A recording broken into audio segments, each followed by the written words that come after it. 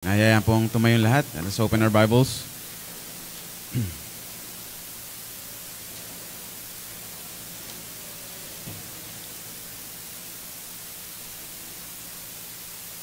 Let's read Jonah chapter 1.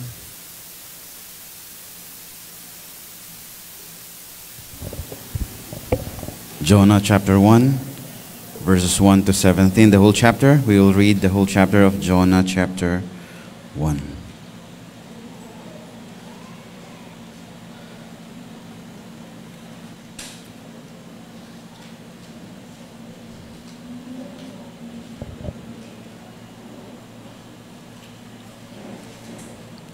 Okay, let's read verse 1. Nakita na po? Okay, samahan niyo po akong basahin. Sabay-sabay nating basahin. All together with me. And first, verse 1, begin. Now the word of the Lord came unto Jonah, the son of Amittai, saying, Arise, go to Nineveh, the great city, and cry against it, for their wickedness is come up before me. But Jonah rose up to flee into Tarshish from the presence of the Lord, and went down to Joppa. And he found a ship going to Tarshish. So he paid the fare thereof, and went down into it, to go with them into Tarshish from the presence of the Lord. But the Lord sent out a great wind into the sea, and there was a mighty tempest in the sea, so that the ship was like to be broken. Then the mariners were afraid, and cried unto every man unto his God, and cast forth the wares that were in the ship into the sea, to lighten it of them. But Jonah was gone down into the sides of the ship, and he lay and was fast asleep. So the shipmasters came to him and said unto him, What meanest thou, O sleeper? Arise, call upon thy God, if so be that God will think upon us, that we perish not.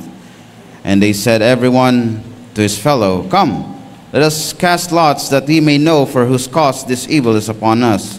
So they cast lots, and the lot fell upon Jonah. Then said they unto him, Tell us, we pray thee, for whose cause this evil is upon us. What is thine occupation, and whence comest thou? What is thy country, and of what people art thou? And he said unto them, I am an Hebrew, and I fear the Lord, the God of heaven, which hath made the sea and the dry land. Then were the men exceedingly afraid, and said unto him, Why hast thou done this? For the men knew that he fled from the presence of the Lord, because he had told them. Then said they unto him, What shall we do unto thee, that the sea may be calm unto us? For the sea wrought and was tempest to us. And he said unto them, Take me up and cast me forth into the sea, so shall the sea be calm unto you. For I know that for my sake this great tempest is upon you. Nevertheless the men rowed hard to bring it to the land, but they could not, for the sea wrought and was tempestuous against them. Wherefore they cried unto the Lord, and said, We beseech thee, O Lord, we beseech thee, let us not perish for this man's life, and lay not upon us innocent blood, for thou, O Lord, hast done as it is pleased thee. So they took up Jonah, and cast him forth into the sea, and the sea ceased from her raging. And then the man feared the Lord exceedingly, and offered a sacrifice unto the Lord, and made vows. Now the Lord had prepared a great fish to swallow up Jonah, and Jonah was in the belly of the fish 3 days and 3 nights. So pray. Dakilang Diyos, muli pagpapalain po ang inyong mga salita ngayong umagang ito. Kayo po ang magbigay sa amin ng kaunawaan, magbukas ng aming mga puso't isipan, ng inyong mga salita, Panginoon, ay malayang mga kilos sa aming mga buhay, na magbibigay ng kalakasan, pagbabago, at kagalakan sa amin, Panginoong buhay espiritual. Kayo po ang magpala sa bawat isa, kayo po ang maitaas sa mga salitang mapapag-usapan. Kayo po ang pinupuri namin ngayong umaga at sinasamba sa pangalan ni Jesus. Amen. Makaupo na pong lahat. Kaysa pong kagalakan na makapagbahagi muli sa inyo ng salita ng Panginoon. At si Pastor Iboy ay nag-message sa akin isang araw lang. At anyway, hindi ko tinanggihan. At sapagkat sabi niya ay para makadalaw naman kayo sa amin ulit. Ano? Okay, so ang mensahe ko ngayong umaga ay pinamagatang The Word of the Lord Came. Sabi din sa verse 1, Now the word of the Lord came unto Jonah, the son of Amittai. Alam niyo mga kapatid, bilang mga mananampalataya, every day as we read the Word of God, every Sunday as we hear the preaching of the Word, ang sabi ng Biblia, the Word of the Lord came. Ngayong umagang ito, mahahayag ang salita ng Diyos, makapakinggan natin, and it will come sa buhay natin. Alam niyo mga kapatid, si Jonah bilang propeta ng Diyos at mga ngaral, it is common sa kanya na ang salita ng Diyos ay laging nangungusap. But ganun din sa atin, as of now, hindi man directly na ang Diyos nangungusap sa atin, but it is through the Spirit of God sa pamamagitan ng salita ng Panginoon. Kaya ako'y naniniwala na ang bawat tao, ang bawat mananampalataya ay laging nangungusap ang salita ng Diyos o laging ang salita ng Diyos ay dumarating sa Kanya sapagkat nasa Kanya ang Espiritu ng Panginoon. Kaya sabi dito, Now the word of the Lord came unto Jonah, the son of Amittai. Alam niyo mga kapatid, naalala ko nung ako ay bata pa, mahilig akong isa sa mga bagay na naranasan ko bilang kabata ay nung tinuturuan ako at inuutusan ako ng aking mga magulang. Ano po? Sabi sa akin ng aking nanay at ng tatay ko, maglinis ka ng plato, maglaba ka, magluto. But there are times na hindi ko pinapakinggan at sinusunod. Ano? Sa pagkakataon po, din naman, ito sa binasa natin kay Jonah, na dumating ang salita ng Diyos sa kanya, but alam natin at nakita natin na kanya po itong tinakbuhan. Maraming mga pagkakataon din sa buhay ng mga mananampalataya sa panahon ngayon na ang salita ng Diyos ay nangungusap, na ang salita ng Diyos ay nagsasabi at nag-uutos sa atin, ngunit maraming mga pagkakataon na ating pong tinatakbuhan, na ating dinidisregard.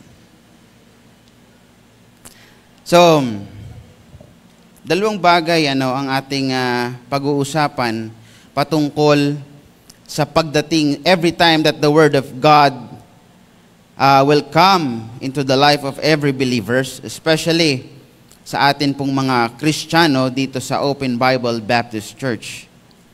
So, dalawang bagay po ang gusto ko pong ibahagi sa inyo about sa nangyari sa buhay ni Jonah. When the word of the Lord came to him, dalawang bagay po ang pwedeng mangyari. At dalawang bagay din na nangyari. Number one, he flee from God. He flee from God. Nung dumating ang salita ng Diyos, tumakas. Ayaw sundin.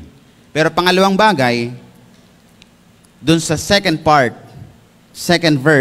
chapter, sabi doon, he followed God. So dalawang bagay, about fleeing from God and following God. Sa buhay natin, every day, we make decisions. Alam nyo, lagi naglalaban, ang ating buhay. Sa ating sarili, sa ating isip, kung ako ba'y susunod sa Panginoon o hindi. Kung susundin ko ba yung sarili ko o ang sinasabi ng salita ng Diyos. Alam nyo po mga kapatid, pagising pa lang natin sa umaga, nandun na ang pakikipaglaban. Kung paano tayo mananalangin, kung paano tayo magbubulay ng salita ng Diyos, kung paano tayo maghahangad na ang salita ng Diyos ay maipalaganap at maibahagi sa pamamagitan ng ating buhay.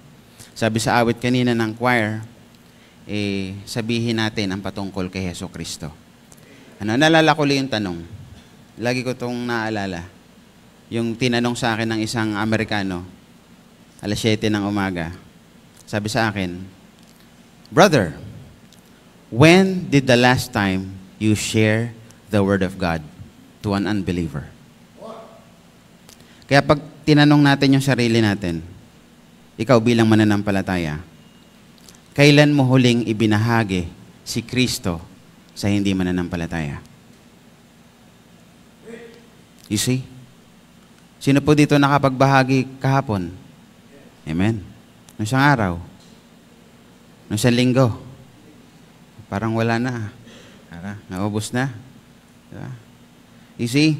Alam niyo mga kapatid, ito po ang masakit na katotohanan na gustong ipaalam at paalala sa atin ng Diyos. Na araw-araw inuutusan tayo ng Panginoon. Sabi sa Matthew chapter 28, verse 19 and verse 20, go into all the world and preach, sabi doon, and teach all nations, baptizing them in the name of the Father, and of the Son, and of the Holy Ghost, teaching them to observe all things whatsoever I have commanded you. Alam niyo mga kapatid, isa po sa pinaka-duty ng bawat mananampalataya ay hindi lang kumanta, hindi lang sumimba, hindi lamang magbihis ng maganda kundi pag-araw ng linggo, kundi mga kapatid, gamitin natin ang ating buhay na maipalaganap at maipakilala si Kristo na siya'y malapit nang babalik. Alam niyo mga kapatid, ang mundo alam na lahat that Jesus Christ came and died on the cross. But they never know, hindi nila masyadong alam that Jesus Christ will come soon. Alam niyo mga kapatid, kahit sino, kahit kung sino mga tambay dyan, inyo pong tatanungin, kung sino si Kristo, kilala nila. Ay, si Yesu Kristo, anak ng Diyos, namatay sa krus para tubusin tayo sa ating mga kasalanan. Tama po ba? Alam ng lahat yan. But the thing is, kamusta siya sa buhay mo? Kung paano mo ipinapakilala, kung ano yung reason at ano yung ginawa niya, bakit mo sinasabi na siya'y namatay dun sa krus? At bakit siya manabuhay na maguli? At bakit siya may pangakong muling babalik? Alam niyo mga kapatid, yung awit kanina ng choir, alam niyo, it urges us na sabihin at ipalaganap ang salita ng Diyos. Bakit? Na magbago, magsisi, magbalik loob sa Panginoon, magtapat sa Diyos, maglingkod sa Panginoon sapagkat mga kapatid, hindi lang dahil namatay si Kristo sa krus, kundi siya'y malapit ng babalik. Kaya mga kapatid, ang salita ng Diyos sa totoo lang, every time na ito'y naririnig natin, masakit mang sabihin, but most Christians today, when they hear the Word of God, at sila'y nakapagbasa ng salita ng Diyos, pumasok dito, nagpasalamat, then tapos na. Pag pumupunta tayo sa church, sometimes, and mostly, ganun din ang nangyayari. Salamat, napakaganda ng mensahe. Pero paglabas natin, sino po sa inyo na yung mensahe ng linggo ay naibahagi sa hindi mananampalataya? The message of the Lord always come to us every day as we read and as we meditate the Word of God. But mga kapatid, sometimes nagiging kagaya tayo ni Jonah. We flee from God. So mga kapatid, ang paglayo sa Panginoon, sometimes ito ay nangyayari sa mga panahon, una, siyempre, sa pagbabahagi ng salita ng Diyos. Sa pagbabahagi patungkol sa ebanghelyo ng Panginoon na may kaligtasan, na may kapatawaran ng kasalanan, na merong pagbabago ng buhay, may pag-asa sa sino mang tumanggap at manampalataya kay Yesu Kristo. Sa panahon ngayon mga kapatid, ang daming walang katiyakan, ang daming walang pag-asa, ang daming nawawala at ang daming naliligaw ng landas. Kaya mga kapatid, nais ng Panginoon ipaalam sa atin na ang salita ng Diyos na tuwing nangungusap sa atin, huwag nating takasan, kundi ating ibahagi at ipalaganap. Yan po ang trabaho ng bawat mananampalataya. That the reason why God saved you, the reason why God put you in this ministry, ibinilang ka sa simbahang ito, o i-train ka sa mga gawain sapagkat mga kapatid, the purpose of God for you ay gamitin ng Panginoon ang buhay mo na makilala si Kristo at makilala kung sino ang tunay na Diyos. Don't flee from God. Sometimes, dumarating din sa buhay natin na tayo sinasaway ng salita ng Panginoon, sinasabi ang patungkol sa ating mga kasalanan, pero sabihin natin, gusto ko lang okay lang sa akin. Gusto ko kasi. Dinidisregard natin ang mga saway ng Panginoon. We flee from God. May mga panahon din, ano pa ang nangyayari? Hindi lamang pagbabahagi ng salita ng Diyos. May mga dealings tayo sa sarili natin patungkol sa pagsunod natin personally sa salita ng Panginoon. Kung paano tayo mabuhay ng may kabanalan, kung paano tayo mabuhay ng may katuwiran sa harapan ng Diyos. But sometimes, the world, hinahayaan natin na matalo tayo at managumpay sa ating buhay. And then we flee from God. Alam niyo mga kapatid, akala lang natin sa buhay natin, dahil tayo ay nasa simbahan, tayo umaawit sa choir, tayo tumutugtog sa being a musician. Pero mga kapatid, but most of the time, gustong ipaalala sa atin ng Panginoon na may mga pangyayari sa buhay natin na akala natin nasa Diyos tayo pero tumatakas tayo sa Panginoon. Hindi porket nasa simbahan tayo ay malapit sa Panginoon. Ang totoong malapit sa Diyos ay malapit sa salita ng Diyos. At ang totoong malapit sa salita ng Diyos, ang bukang bibig at ang binabahagi ay salita ng Diyos. Alam niyo mga kapatid, kung ano man ang malapit sa iyo at mahal mo, yan ang lumalabas sa bibig mo. Kaya po mga kapatid, gustong ipaalala sa atin ng Panginoon ngayong umaga, na kagaya ng church sa Ephesus, sa book of Revelation, na masisipag sila, magagaling at matatapat sila. Pero ang sabi ng Panginoon, but somewhat I have against thee, because you forget thy first love. Diba? Mga kapatid, most of the churches today and most Christians today, diba? Nasa simbahan, faithful sa giving, faithful sa pag-awit, faithful sa pagtugtog, but never nakapagbahagi ng salita ng Diyos. Never nakapag-share sa kaklase. Alam niyo mga kapatid, napakadaming nangangailangan ng salita ng Panginoon. Napakaraming nangungulila sa buhay na ito. But sometimes, they're just waiting for us to share the Word of God. Inihintay po tayo mga kapatid. Don't flee from God. They need the Word of God. Salamat po sa mga bisita namin ngayong umaga. Alam niyo mga kapatid, they love you. Mahal po kayo ng Panginoon. At mahal din kayo ng mga tao sa simbahang ito. That's why they invited you. For you to know Christ and for you to know the Savior. Mga kapatid, fleeing from God, apat na bagay kong gustong ibahagi sa inyo na nais ng Panginoon makita natin at magawa natin. So ang paglayo sa Panginoon, hindi lang ito dahil parang napaka-obvious na pagbabackslide. Obvious na paggawa ng kasalanan. Di ba? Pero mga kapatid, sa panahon ngayon, alam niyo, ito yung pinaka-danger eh. Yung sabi nga sa Bible, there are ways that seems right. Ano? Medyo parang tama. Parang okay din naman. Diba? Alam niyo mga kapatid, the word of the Lord, ang salita ng Panginoon ay laging nangungusap sa atin every time, lalo higit pag meron tayong mga kasalanang ginagawa. Alam niyo, ako'y naniniwala sa ang totoong mananampalataya, pag meron siyang makasalanang ginagawa sa kanyang buhay, ang salita ng Diyos at ang banal na Espiritu ay nangungusap at lumiligalig sa kanyang buhay. Every time the Word of God is preached, ako'y naniniwala, ang tunay na mananampalataya ay kinikilos ng Espiritu ng Diyos. Sa panahon ngayon, mga kapatid, ang gusto ng Panginoon sa atin ay huwag nating takbuhan ang Diyos at ang salita ng Diyos, kundi ito'y ating sundin. Maaaring mga pagkakataon sa buhay natin, hindi lang ang pangangaral ng salita ng Diyos ang ating tinatakbuhan. Minsan hindi lamang yung mga bagay na gusto natin at gusto ng Diyos ang ating lalabanan. Minsan nagtatagumpay ang gusto natin kaysa sa gusto ng Diyos. Maraming mga pagkakataon din sa buhay natin, mga kapatid, na ang saway ng Panginoon ay hindi natin pinakikinggan. Sinabi ng Panginoon na wag. Naalala ko yung isang kabataan, ang sabi sa akin, Alam naman natin na hindi pinapahintulutan ng Panginoon ang mga mananampalataya makipagrelasyon sa hindi mananampalataya.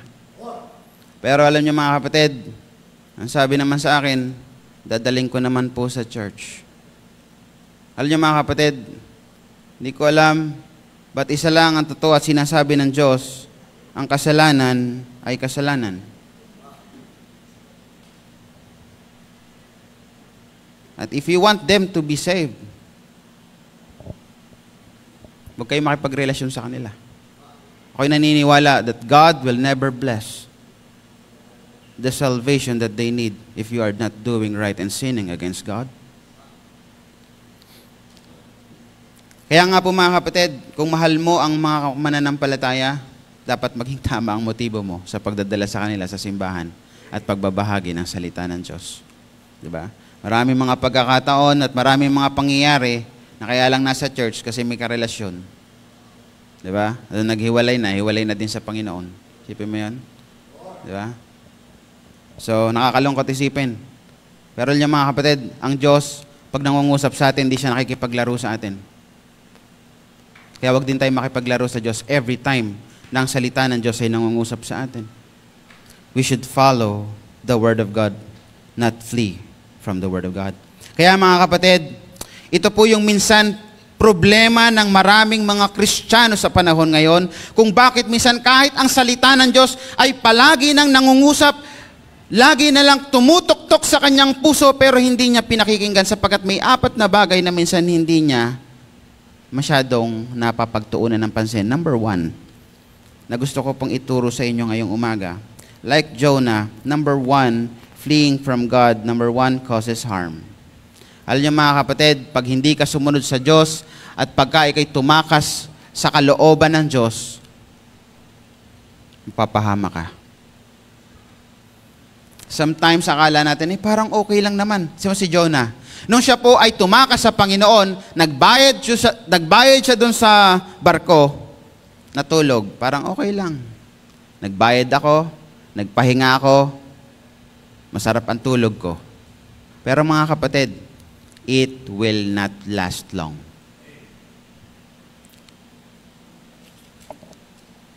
May kapahamakang darating. Kaya sabihin ko sa inyo, every sin has its consequences. Sabi ko nga doon sa Bible study namin isang araw, alam niyo, ang pagsisimba ay iniutos ng Panginoon sa atin. Tama po ba? 6 na araw tayo magtatrabaho, isang araw ay para sa Diyos. Pero mga kapatid, sometimes we disregard attending churches. Di ba? Sa anong katwiran? Naiintindihan ako ng Panginoon. Ito po ang gusto ko pa ipaalam sa inyo mga kapatid. Totoo po, God is very understanding. Naiintindihan talaga tayo ng Panginoon. Pag may sakit ka, pag meron kang importanteng pupuntahan o gagawin na hindi ka nakadalo sa simbahan, naiintindihan po yan ng Panginoon. Pero gusto ko pong ipaalam sa inyo na kahit naiintindihan tayo ng Diyos, yung iyong ginawa ay ibibilang pa rin niyang kasalanan at pagbabayaran mo.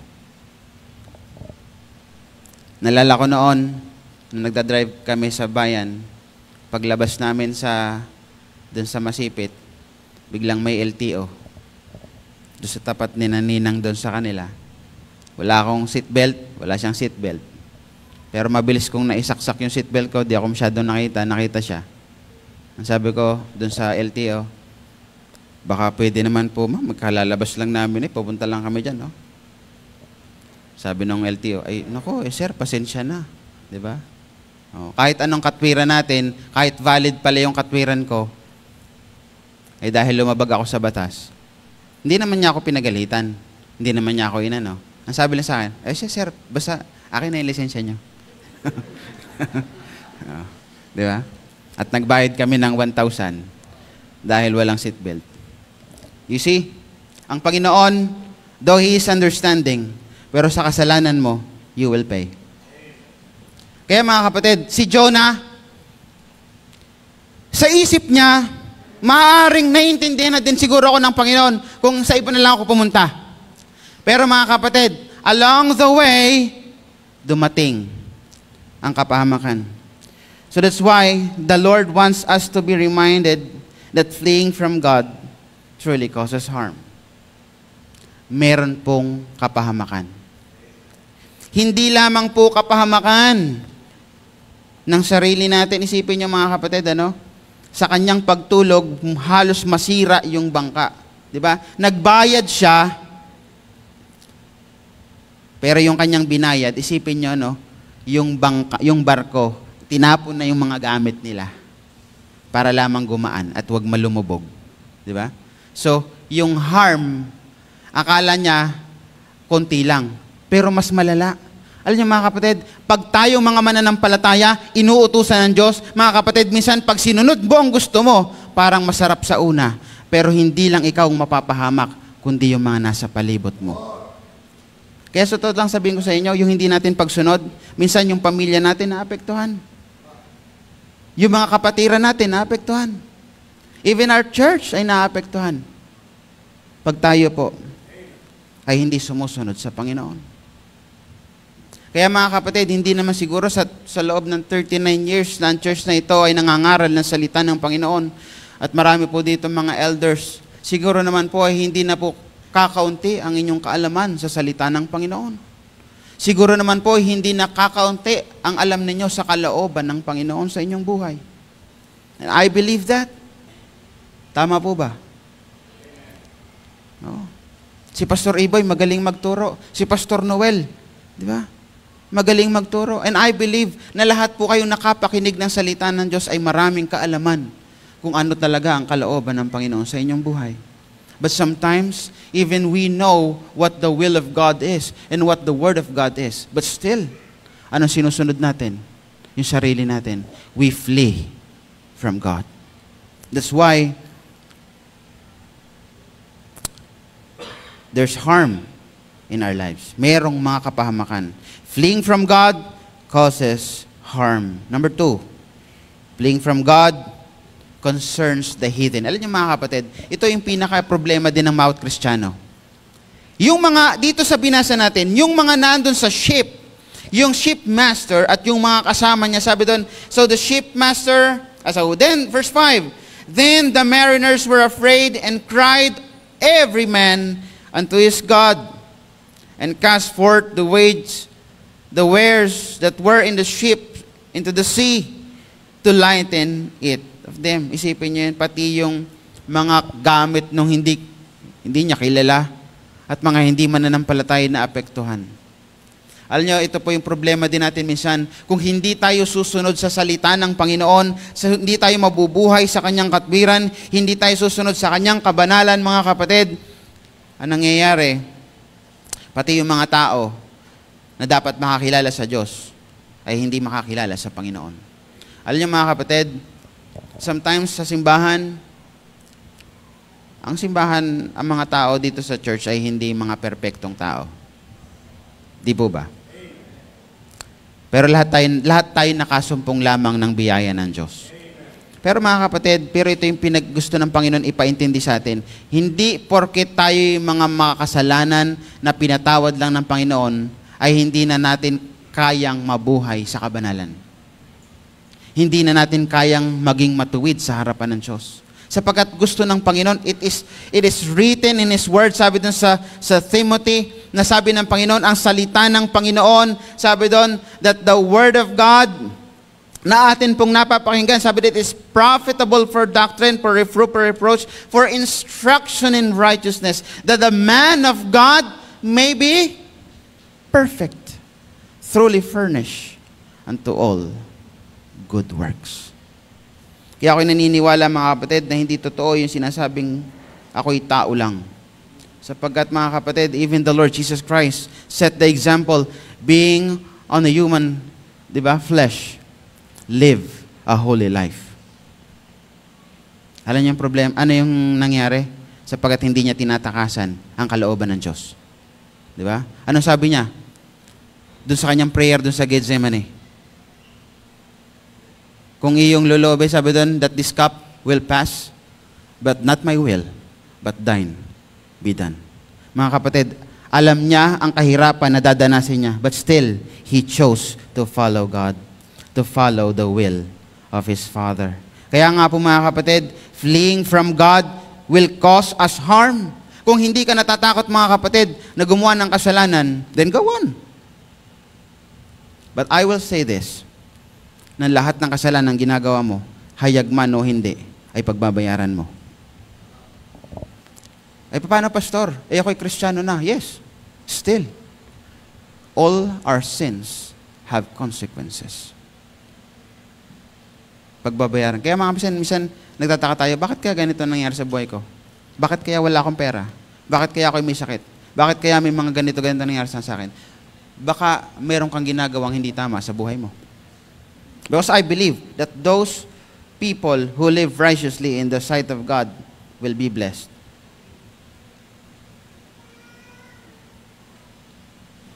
Number 3. Kaya kung gusto natin mga kapatid na ang pagtakas sa salita ng Diyos at ang pagtakas sa utos ng Panginoon, mga kapatid, nakaka-apekto yan sa mga hindi mananampalataya. Alam nyo, ang church natin, ang church dito sa OBBC Calapan, dapat nagmamagnify at nagre-reflect ang kabutihan, ang kadakilaan, at ang pag-ibig ng Diyos. Na makita sa bawat isa simula sa mga kabataan hanggang sa mga matatanda, kahit saan man kayo naroroon, sa trabaho ninyo, sa school ninyo, o saan man kayo naroroon, makita na ikaw ay anak ng Panginoon. You are doing what is right. Hindi lamang yung expedient, but what is truly right. Mga kapatid, number 3, fleeing from God creates the horror in our lives. Mga kinatatakutan na. Alam niyo mga kapatid, si Jonah, dahil sa kanyang pagtakas sa salita ng Panginoon at sa utos ng Panginoon, grabing trauma ang inabot ng mga tao sa kanya. Di ba? Ang sabi doon, basahin natin, verse 9, and he said unto them, I am an Hebrew, I fear the Lord, the God of heaven, which had made the sea and the dry land. And sabi dun sa verse 10, then were the men exceedingly afraid. Kaya nga po mga kapatid, alam nyo ba ang hindi natin pagsunod sa Diyos? Nagkakaroon ng matinding damage sa atin pong kalooban at sa kalooban ng mga taong nasa paligid natin. Alam nyo, meron akong nakausap kung bakit hindi siya maniwala sa salita ng Panginoon sapagkat hindi din daw siya maniwala doon sa mga nangangaral at nagsasabing naniniwala sa Diyos. Masakit yun, lalo sa akin bilang pastor. Diba? Pero mga kapatid, sa buhay natin bilang mananampalataya, kung ikaw ay tatanungin, kamusta ka sa iyong school? Kamusta ka sa iyong trabaho? Kamusta ka sa iyong kapitbahay? Kamusta ka sa iyong mga kaibigan? Kamusta ka sa iyong mga kumare?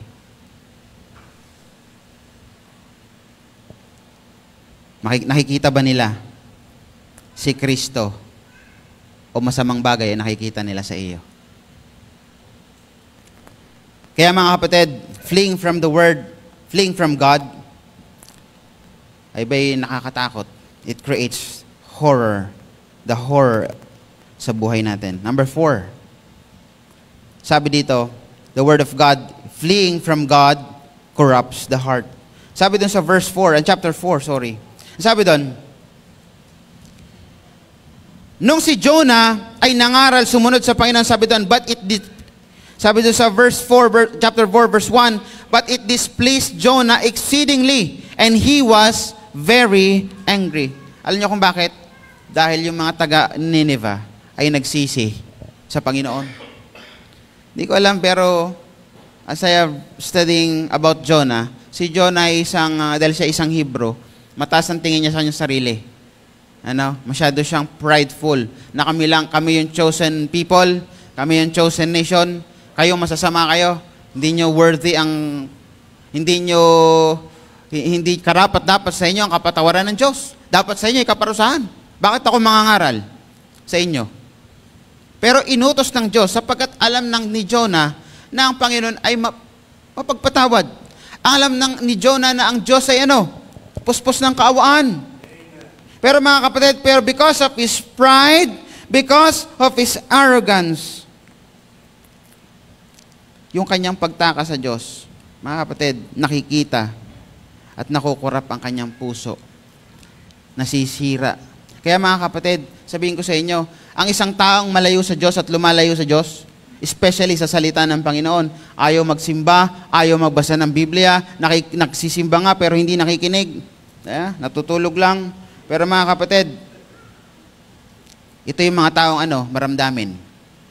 Tama si Jonah, di ba? Nakita niya na maganda yung naging resulta ng pangangaral ng salita ng Diyos. Pero anong nangyari sa kanya? Nagagalit pa. Di ba?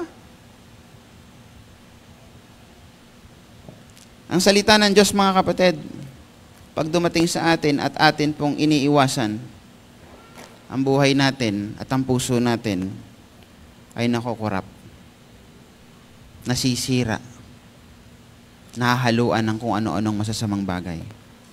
Kaya mga kapatid, napakahalaga na ang salita ng Panginoon ay lagi nating pinapahalagahan sa buhay natin. Lagi nating pinakikinggan, lagi nating ino-honor, at lagi nating sinusunod. So mga kapatid, itong 4 na bagay na ito, when we flee from the Word of God like Jonah, it will cause us harm. It will concern the hidden. Mga kapatid, yung pong mga hindi mananampalataya, yung kanila pong mga bagay na meron sila, napapahamak din sila. Yung kanilang pananampalataya at pagkilala dapat sa Panginoon, di ba? Ay naaapektuhan. Ano pa? Nagkakaroon ng mga takot sa buhay at pangamba. Alam niyo, pag malayo tayo sa Panginoon, talaga totoo, maraming pangamba. Oo.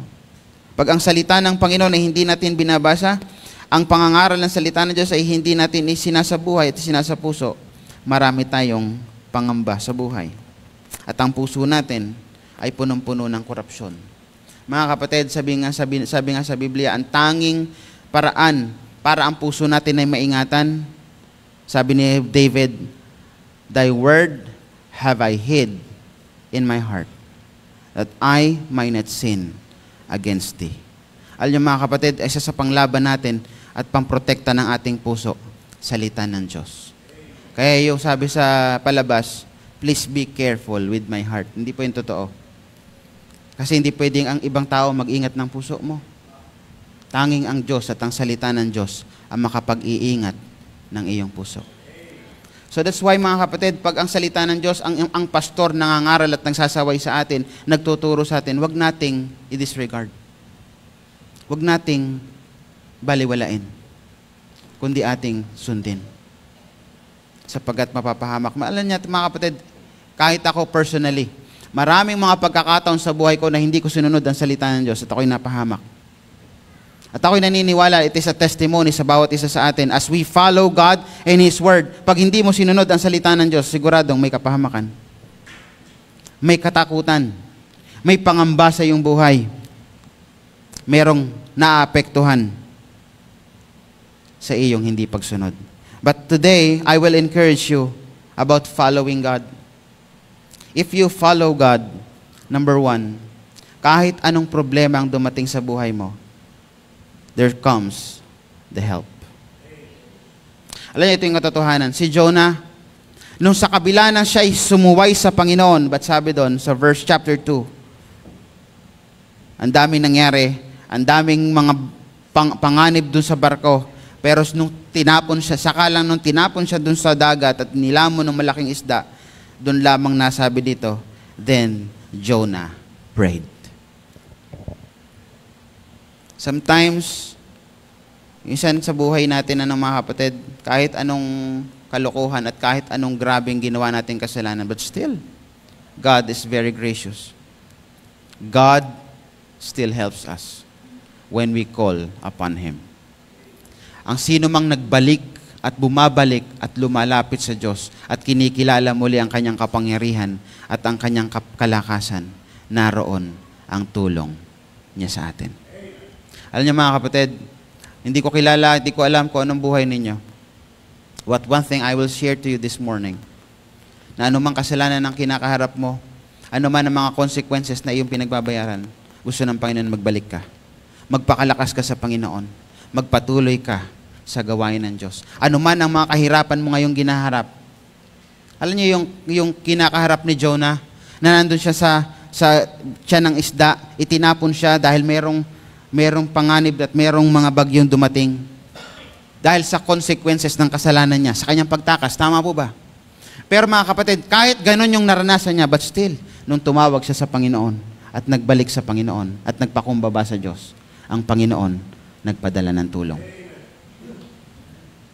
Ano nangyari? And the fish, niluwa siya ng isda sa dry land. Kaya mga kapatid, alam niyo, napakapalad natin bilang mga mananampalataya na kahit minsan hindi natin sinusunod at hindi natin masyadong pinapahalagan minsan ang salita ng Diyos sa buhay natin.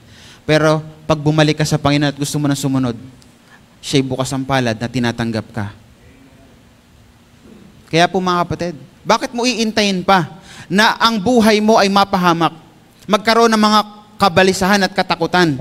At mapahamak pa yung ibang mga tao dahil sa'yo. Kung pwede ka naman palang sumunod na. Pwede ka na palang namang magpasakop sa salita ng Diyos para maranasan mo na kahit anumang mga problemang pinagdadaanan mo, kahit anong imposible yung mga bagay na iyong kinakaharap, still God comes and give His help. May problema ka ba ngayon? Come to God. And His help is there. Kaya po mga kapatid, following God comes the help. Number 2, following God changes the heart. Alam niyo mga kapatid, ang sabi dito ni Jonah sa chapter 2, ang sabi doon, sabi niya sa Panginoon nung siya'y nananalangin, sa verse 9, but I will sacrifice unto thee with a voice of thanksgiving. I will pay that I have vowed. Salvation is of the Lord. And the Lord spake unto the fish, and it vomited out Jonah upon the dry land. Imagine that mga kapatid. Dahil sa kabutihan ng Panginoon at nakita niya yung kabutihan ng Panginoon sa kanyang buhay, kanya muling ninamnam kung gaano kabuti at kadakila ang Panginoon sa kanyang buhay. Nagbalik siya sa Panginoon at gusto niyang muling sumunod sa Panginoon. He renewed his vow unto the Lord. Ang sabi doon, binago niya uli ang kanyang puso. Kaya mga kapatid, tayo bilang mga mananampalataya, sa pagsunod sa Panginoon mga kapatid, hindi lamang tayo tutulungan ng Panginoon. If we want to follow Him, kahit anuman ang bigat ng ating nararamdaman, kanyang pagagaanin. He will change the heart. Alam niyo mga kapatid, kay Jonah mabigat din. Siguro dahil sa kanyang pride at dahil sa kanya bilang siya ay Hebrew, sabi doon sa Bible. Pero mga kapatid, dahil utos mo Panginoon, sige, susunod na po ako. Dahil naranasan ko na din naman yung kahirapan na aking naranasan dahil sa aking hindi pagsunod sa iyo, pero ngayon susunod na ako sa iyo. At ito yung aking comfort na ako'y sumusunod. Ito yung pagbabago ng aking puso. At ito yung aking gustong gawin. Sabi ni Jonah, ako'y susunod sa iyo. Yung kanyang puso, mga kapatid, mahalaga ng pagbabago ng puso natin. Huwag nating hayaan na makorrupt ito ng anumang mga bagay, lalo especially ng bitterness, ng hatred. Si Jonah, he hates the Nineveh. Bitter siya, mga kapatid. Kaya mga kapatid, yung bitterness at saka yung hatred, pagka yan ay hindi natin inaalis sa buhay natin, hindi tayo makakasunod sa Panginoon. Ang hirap, gusto man natin sumunod, pero mahirap. Diba? Ang hirap kumanta pag galit ka sa choir leader. Diba? Ang hirap makinig ng salita ng Panginoon kung kinaiiyamutan mo yung preacher. Diba? Totoo. Gusto ba bang pahirapan ng sarili mo? Put away those things. Sabi ng Bible, put away those childish things. Alam niyo yung mga bitterness at yung mga childish things daw, yung sabi ng Biblia. Alisin natin. That's why, mga kapatid, we need a changed heart. Puso na handang sumunod sa Panginoon. Number 3. Alam mga kapatid, I want to share to this about following God, it comforts the heart. Alam niyo mga kapatid, alam niyo ito yung totoo. Wala nang ibang kapanatagan sa buhay ng isang Kristiyano pag alam niyang siya'y sumusunod sa kalooban ng Diyos. Alam niyo kung bakit marami tayong pangamba? Alam niyo kung bakit ang isang Kristiyano, kahit Kristiyano na, natatakot pa rin sa buhay, maraming mga worry sa buhay? Hindi ka nga sumusunod eh. Marami kang mga pagkukulang sa Panginoon at sa gawain ng Diyos. Maring hindi ka nagbibigay ng tama. Maring hindi ka nagbabasa ng Biblia. Maring nagkukulang ka sa pananalangin. Baka maring meron kang ginagawang hindi maganda sa labas. Baka maring may tinatago kang kasalanan. Baka maring involved ka sa kung ano mga bagay na hindi tama at hindi kalooban ng Diyos. That's why maraming pangamba sa buhay. But I will say this, na ang salita ng Panginoon gusto niyang sundin natin. At when we follow God, like Jonah, nung siya po'y sumunod sa Panginoon, muli mga kapatid, sabi niya dito, nagkaroon siya ng comfort, na kahit na andun siya sa belly ng isda. Isipin niyo, gano'ng katagal? 3 days and 3 nights. Abay, matagal din nun, ho. Siyempre, puro darkness yon. Wala siyang makikita. Wala siyang, hindi niya alam kung nasaan siya, kung mamatay na ba siya doon o ano. Pero mga kapatid, dahil tumawag siya sa Panginoon at siya'y nagbalik sa Panginoon, nagbago siya ng kanyang puso, na siya'y susunod na sa Panginoon, nagkaroon siya ng comfort that Lord. Ang sabi niya dito, I will sacrifice unto thee with a voice of thanksgiving. Abay, isipin mo yun, voice of thanksgiving, nakapagpasalamat, nakapagpuri na siya sa Panginoon. Kaya nga po mga kapatid, sa buhay natin, the only thing that comforts us, that comforts our hearts, is when we follow Jesus Christ. Alam niyo mga kapatid, huwag na natin baging komplikaduhin ang buhay natin. Huwag na nating haluan ng mga makamundong bagay, kundi tayo magsisunod sa salita ng Panginoon. Iwaksina natin ang mga kasalanan, iwaksina natin ang atin pong mga bitterness sa buhay natin, sapagkat mga kapatid, it will not help our hearts. Comfort the heart. Following God comforts the heart. And number 4, sabi dito, dun sa chapter 4, do sumunod siya at nakita niya ang kabutihan ng Diyos, nagpatawad dun sa mga taong humingi din ng tawad at nagsisi. Pero si Jonah, sabi doon, nagalit siya. Alam niyo, habang binabasa ko ito, nakita ko na si Jonah ay sumasagot sa Diyos, magaling managot. Ang sabi ng Panginoon, sabi ng Panginoon sa kanya, o ba't ka nagagalit? Sabi niya dito, doest thou well to be angry? Mabuti ba ikaw ay nagagalit? Bakit ka nagagalit? Dahil, sabi doon, yung mga tao nagsisi. Yung mga tao nagbalik loob. Sabi niya, nung sinabi ng Panginoon sa kanya, bakit ka nagagalit? Abay, lumabas siya. Sabi niya, nag-walk out. Sabi dun sa verse 5, so Jonah went out of the city and sat on the east side of the city, and there made him a booth, and sat under it in the shadow, till he might see what would become of the city. Iniintay niya na mawasak itong ito. Di ba? Itong city na ito. Itong Nineveh. Pero mga kapatid, sa kanyang pagbabantay, sa maaaring gawin ng Panginoon, ang sabi dito, ang Panginoon nagpadala, and the Lord God prepared a gourd and made it to come up over Jonah, that it might be a shadow over his head. So, merong naglilom sa kanya na baging, pero nung kinaumagahan, nawala. Natuyo. Dahil nagpadala din ng Panginoon ng worm. At sabi doon,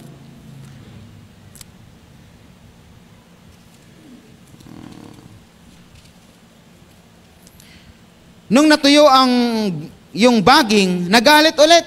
And God said unto Jonah, thou doest thou well to be angry for the gourd. And he said, I do well to be angry, even unto death. Sumasagot sa Panginoon. Diba sabi niya, mabuti bang ikinagagalit? Oo, mabuti ako yung talagang galit. Sabi niya. Alam yung word ni Jonah sa Tagalog, sabi niya dito. Gusto kong basahin sa inyo ito. Sabi ng Panginoon, at sinabi ng Panginoon, mabuti baga ang iyong ginagawa na magalit? Sabi ng Panginoon, sabi ni Jonah, at sinabi ng Diyos kay Jonas, mabuti baga ang ginagawa mo na magalit dahil sa kikayon? At kanya sinabi, mabuti ang ginagawa ko na magalit hanggang sa kamatayan. Sipin mo itong taong ito, ano? Iba ang bitterness pa rin sa kanya. Pero alam niyo mga kapatid, dahil sa sumunod siya sa Panginoon, bagaman nandun yung ang kanyang puso na parang hindi okay, corrupted dahil sa kanyang paglayo sa Diyos. Pero ang sabi ng Panginoon, at sinabi ng Panginoon, ikay nanghihinayang sa kikayon na hindi mo pinagpagalan at pinatubo man na sumampa sa isang gabi at nawala sa isang gabi. At hindi baga ako manghihinayang sa Nineveh na malaking bayang yaon na mahigit sa 120,000 katao na hindi marunong magmuni-muni ng kanilang kamay at ng kanilang kaliwang kamay at marami ring hayop. You see? Mga kapatid, itinuturo ng Panginoon, when we follow God, kahit minsan hindi natin naiintindihan, kahit minsan hindi natin gusto yung ipinapagawa ng Diyos dahil sa ating mga kasalanan at dahil sa mga bitterness sa buhay natin. Pero mga kapatid, utay-utay, God corrects His heart. Itinatama ng Diyos ang kanyang puso. Kaya mga kapatid, when we hear the Word of God and as we follow the Word of God, it corrects our heart. Alam niyo mga kapatid, akala ko noon, ang pagpapastor nung ako ay bata, nung ako ay bagong sumabak sa pagpapastor, ayoko naman talaga magpastor nung una. Pero, sabi nga, hindi mo kayang takasan ang panawagan ng Diyos. Pero akala ko noon, ako lang sige. Sabi ko, Panginoon, okay, kung yan ang kalooban mo, ako'y magpipreach. Akala ko ay ang pagpunta sa church, at ang pagsisimula ng gawain ng Diyos ay magpipreach ka lang. Magba-Bible study ka lang. Di ba? Then, nakakaya mo sila, dadali mo sila sa church. At tayo sisimba. Akala ko ganun lang ang buhay ng isang pastor. Sabi ko, pero masigit pala. Na araw-araw mo palang dapat sila ipanalangin. Araw-araw mo silang tuturuan ang salita ng Panginoon. Na kahit ayaw ka nila, pipilitin mong gustuhin mo sila alang-alang sa Panginoon. Dito sa church natin mga kapatid, hindi ko alam kung anong sitwasyon nyo, pero I believe na iba-iba, we have differences. Maaring hindi nyo gusto ang ugali ng iba. Maaring hindi nyo din gusto ang ugali ng pastor.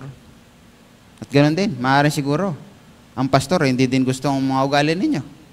Di ba? Pero alam niyo yung nangyayari. But still, He preaches and teaches you and nurture you with the Word of God. Diba? Bakit? Because the Word of God, as we follow it, it corrects our heart. Alam niyo mga kapatid, ako'y naniniwala, as we read and study and meditate the Word of God, binabago talaga ng Panginoon ang puso natin. Kino-correct niya tayo. Kaya po mga kapatid, kahit anumang mga bagay na hindi natin maintindihan sa gawain ng Diyos. Minsan may mga bagay na hindi natin gusto na nangyayari sa gawain ng Diyos. Minsan mayroong mga bagay na hindi natin gusto sa atin pong pagsunod, sa ating paglilingkod, sa ministeryo ng Panginoon. But mga kapatid, gustong ipaalam sa atin ng Panginoon that as you follow Him, it will correct you. Hindi mga kapatid, ang Diyos ang susunod sa atin. Tayo ang susunod sa Panginoon. Kaya nga po mga kapatid, ako'y nagpapasalamat sa Panginoon every time that the Word of God is preached, every time the Word of God is read, binabago ng Panginoon at kinokorek tayo ng Panginoon. At sa buhay natin bilang mananampalataya, 4 na bagay ang gusto maging blessing ng Diyos sa buhay natin if we follow Him. Merong tulong, merong pagbabago, merong kapayapaan at kaaliwan, at merong pagtatama sa buhay natin. Mga kapatid, malapit nang babalik ang Panginoon. 39 years ang gawain sa lugar na ito. Mas maganda sa 40, and kung hanggang bumalik pa ang Panginoon ay naglilingkod tayo sa Diyos. Di ba? Gusto ng Panginoon na wag natin takasan kung ano man ang mga bagay na ipinapagawa sa atin ng Diyos. Minsan mahirap, pero kailangan natin gawin. Maybe it's a matter of relationship. Mahirap. Alam niyo mga kapatid, maybe it's a kind of work you are doing. Di ba? Diba? Pwede yun. Diba? Challenges sa buhay mo. Diba? Maybe it's like addiction o naman mga bisyo na gusto ng Panginoon i-correct at pagtagumpayan mo sa buhay mo. Sundin natin ang Panginoon at sasabihin ko sa inyo, nandyan na siya para tulungan tayo. Nariyan siya para baguhin tayo. Nariyan siya para tayo'y alalayan at bigyan ng kapayapaan at kaaliwan. At nariyan siya para itama tayo at ituwid tayo. Kaya mga kapatid, hindi kailanman masama at mali ang sumunod sa Panginoon. Huwag nating hayaan, lalagi na lang tinatakasan ang Panginoon.